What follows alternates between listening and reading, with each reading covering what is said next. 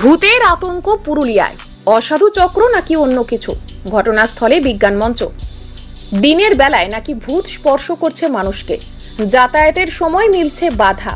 এই রকমই আতঙ্ক ছড়ায় পুরো গ্রাম জুড়ে, যাতায়াত বন্ধ হয়ে যায় ওই রাস্তায়। ঘটনা পুরুলিয়া হুড়া থানার অন্তর্গত অর্জুন জোড়া গ্রামে। প্রায় কয়েকদিন আগে এক যুবকের মৃতদেহ উদ্ধার হয় রাকাব জঙ্গল থেকে। তারপর থেকেই নাকি এই অলৌকিক ঘটনা ঘটতে শুরু হয়েছে ওই রাস্তায়। গ্রামবাসীদের পক্ষ থেকে জানা যাচ্ছে যে দিনের বেলায় ওই রাস্তায় যদি কোনো ব্যক্তি মোটর সাইকেল নিয়ে পার হন, তাহলে নাকি মোটর সাইকেল নিজে থেকেই বন্ধ হয়ে যাচ্ছে এবং ওই মোটর সাইকেল আরোহীর শরীরে কেউ যেন স্পর্শ করে চলে যাচ্ছে। তারপরই ছড়ায় পুরো গ্রাম জুড়ে আতঙ্ক। পশু চারণ থেকে শুরু করে জঙ্গলে কাঠ এবং পাতা কুড়োনো পুরোপুরি বন্ধ করে দেন গ্রামবাসীরা। আতঙ্কে স্তব্ধ হয়ে পড়ে অর্জুন জোড়া গ্রাম সহ পার্শ্ববর্তী কয়েকটি গ্রাম। স্কুল যাওয়া আসা বন্ধ করে দেয় পড়ুয়ারা।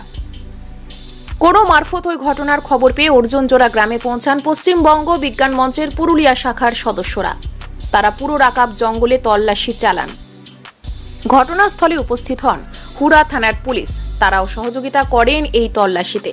অবশেষে কিছু না মেলায় গ্রামবাসীদের সঙ্গে বৈঠক করলেন পশ্চিমবঙ্গ বিজ্ঞান মঞ্চের পুরুলিয়া শাখার সদস্যরা।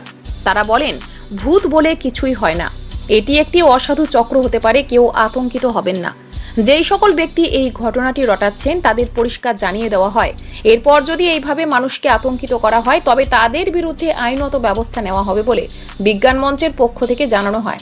পশ্চিমবঙ্গ বিজ্ঞান মঞ্চের পুরুলিয়া শাখার সম্পাদক ডক্টর নয়ন মুখার্জি বলেন, যদি কোনো ব্যক্তি ভূতের অস্তিত্ব দেখিয়ে দিতে পারেন তাকে দেওয়া হবে 5 লক্ষ টাকা পুরস্কার বিজ্ঞান মঞ্চের পক্ষ থেকে।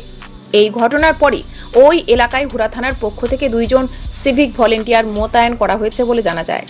ও বলছে কি ওই ইটলটা আসছে তেতুল তো তাহলে ওখানে বলছে গাড়ি টানবে স্টার্ট দিচ্ছে স্টার্ট হচ্ছে বন্ধ হয়ে যাচ্ছে।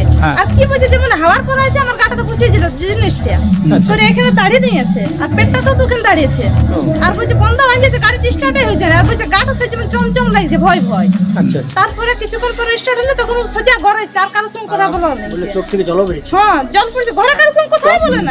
কোন সময়ে ঘটেছিল ঘটনাটা? ওই 3টার দিকে। 3টার দিকে হ্যাঁ বৃহস্পতিবারে দুপুরবেলা। দুপুরবেলাতে। হ্যাঁ আচ্ছা, তারপর এখন তারপরে কি করলো? হ্যাঁ ভয় ছিল, তারপর ঝাড়াঝাড়ি করালে তখন ঠিক হয়েছে। আচ্ছা, কোথায় ঝাড়াঝাড়ি করালে? জল পড়ছে না, কোথায় ঝাড়াঝাড়ি করালে? ঝাড়া করলে আর ঝাড়লিয়া। তা এখন ব্যবসায় যাচ্ছে? হ্যাঁ এখন ব্যবসা যাচ্ছে। এখন কোনো অসুবিধা না নেই? এখন আর কোনো অসুবিধা ওই দাঁড়া যেখানে দাঁড়িয়ে ছিল সেখানে কোনো ঘা টা কিছু না, হয়? ঘা হয় না, যে মানুষের যেমন কি কোনো কাটে লাগলে কাঠে লেগে গেলে আঁচড় হয়, সেরকম আঁচড় সেরকম হয়। আচর হয়েছে। আচ্ছা আচ্ছা, তার মানে এখনো গোটা গ্রাম আতঙ্কই আছে, সবাই ভয় করছে। আপনারা ওখানে আর যেতে চাইছেন না, মানে ওই জায়গাটা? আচ্ছা আচ্ছা, ঠিক। ছেলে মেয়েরাও যাচ্ছে না? না না কিসের ভয়? কি? দাঁড়ছে না কি করছে হ্যাঁ।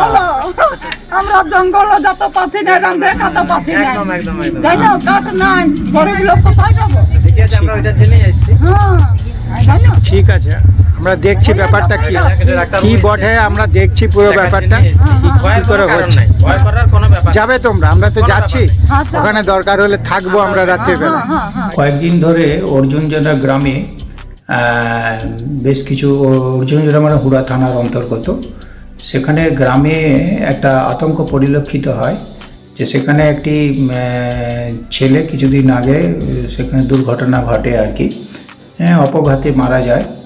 তো তারপরের থেকে নাকি দেখা যাচ্ছে ওই যে অর্জুনজোড়া এবং কিশোরগড় যাতায়াতকারী যে রাস্তা, সেই রাস্তার রাকাব জঙ্গলের পাশে একটি তেঁতুল গাছ আছে, তার পাশাপাশি যে জঙ্গলটা, সেই জঙ্গলে নাকি অস্বাভাবিক ঘটনা ঘটতে থাকে। যেরকম দেখা যায় যে যারা মোটরসাইকেল নিয়ে যাচ্ছে তারা তাদের মোটরসাইকেল নাকি ওখানে থেমে যাচ্ছে এবং কেউ এসে আর তাদের গায়ে আঁচড় মারছে।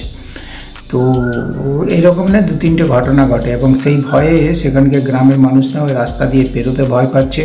শুধু তাই না, যারা জমি জঙ্গলে মানে জীবিকা অর্জন করে, কাঠ বা পাতা ফাতা কুড়িয়ে যারা নিয়ে আসে আর কি, তারাও যেমন কি স্কুলে যারা ওখানে পাশাপাশি স্কুলগুলোতে ছাত্রছাত্রীরা ওই রাস্তা দিয়ে পেরোচ্ছে না। এই খবর যখন আমাদের কাছে আসে, আমরা তৎক্ষণাৎ গতকাল সেখানে উপস্থিত হই এবং উপস্থিত হয়ে সেখানে মানুষজনের কাছে আমরা এটাই বলাতে চাই যে এইরকম কোনো ভূতের অস্তিত্ব বা এই ধরনের অলৌকিক ঘটনার কোনো অস্তিত্ব নেই। এর আগে আমরা অনেকবার বেগুনকোদর থেকে শুরু করে আরও অনেক জায়গাতে আমরা প্রমাণ করেছি যে এগুলো হচ্ছে এক ধরনের মানুষের গুজব বা আতঙ্ক ছড়ানো এবং ছড়িয়ে একটা মানুষকে ভয় দেখানো আর কি। তো এটা যাতে না করা হয় আর কি, এবং এই ধরনের আতঙ্ক বা ভয় দেখালে যারা এই ধরনের আতঙ্ক বা গুজব ছড়াচ্ছে, আমরা লক্ষ্য করলাম বেশ কয়েকজন এটাকে ছড়ানোর চেষ্টা করে, তাদেরকে আমরা সরাসরি করলাম যে যারা এই আতঙ্ক ছড়াচ্ছেন তাদের বিরুদ্ধে আইনগত আমাদের যে ডিজাস্টার ম্যানেজমেন্ট অ্যাক্ট আছে তাতে প্রভিশন 54-এ সেকশন 54-এ কিন্তু এইরকম গুজব রটানোর ক্ষেত্রে কিন্তু গুজব রটানোকারীদের বিরুদ্ধে ব্যবস্থা নেওয়া যায়, আইনগত জেল জরিমানা 2 হয়।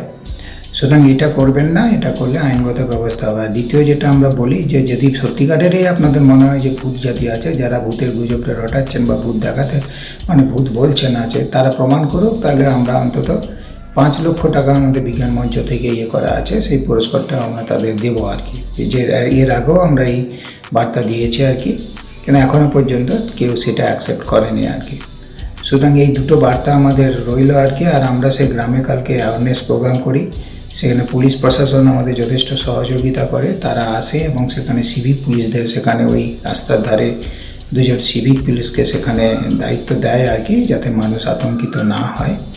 এইভাবে আমরা মানুষকে বুঝিয়ে ওই আতঙ্ক থেকে যাতে দূর করে আনতে পারি এবং মানুষের মধ্যে যে ভুল বোঝাবুঝি একটা আতঙ্ক তৈরি করার যে সেটাকে যাতে বন্ধ করতে পারি সেই চেষ্টা আমরা করে যাচ্ছি।